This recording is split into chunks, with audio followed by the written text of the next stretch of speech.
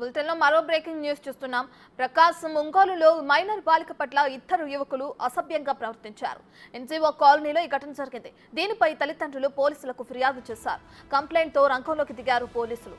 ఇద్దరు యువకులను అరెస్టు చేశారు.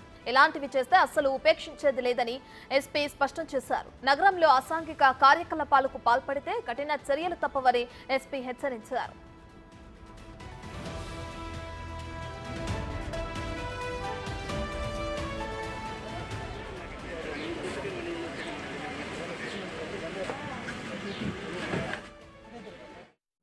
ఈరోజు మార్నింగ్ ఈశాన్య అమ్మాయి ఇక్కడికి షాప్కి వెళ్ళడం జరిగింది. ఒక పాప మైనర్ గాళ్ళు అమ్మాయి వెళ్తే ఒక ఇద్దరు బైక్ మీద వచ్చి అమ్మాయిని తీసుకువెళ్దాము రా అని చెప్పి అమ్మాయితో అసభ్యంగా ప్రవర్తించడం జరిగింది. అమ్మాయి వాళ్ళ నాన్నకి ఫోన్ చేద్దామని అలా షాప్కి వెళ్ళినా కూడా వీళ్ళు వెంబడించడం, కొంత అమ్మాయిని భయపెట్టడం జరిగింది.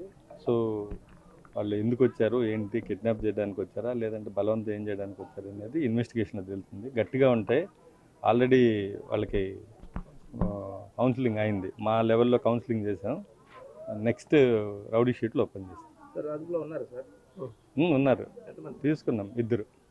ఖచ్చితంగా ఉంటుంది. ఇవన్నీ గంజాయి ఈ మా టైప్ కౌన్సిలింగ్ ఉంటాయి ఇక్కడ. ఈ రౌడీజం అనేది కొంత ఒంగోలు బ్లడ్లో ఉన్నట్టుంది. అవన్నీ తీస్తాం. అన్నీ ఈ రౌడీజం లేకుండా ప్రజలు ప్రశాంతంగా ఉండేటట్టుగా, స్త్రీలు పర్టికులర్గా ఉమెన్ పిల్లలు ప్రశాంతంగా ఉండే వాతావరణంలోకి తీసుకొస్తాం ఇక్కడ. ఇక ప్రకాశం ఒంగోలులో మైనర్ బాలిక పట్ల ఇద్దరు యువకులు అసభ్యంగా ప్రవర్తించిన విషయం తెలిసిందే. అయితే నెక్స్ట్ న్యూస్కి వెళ్తే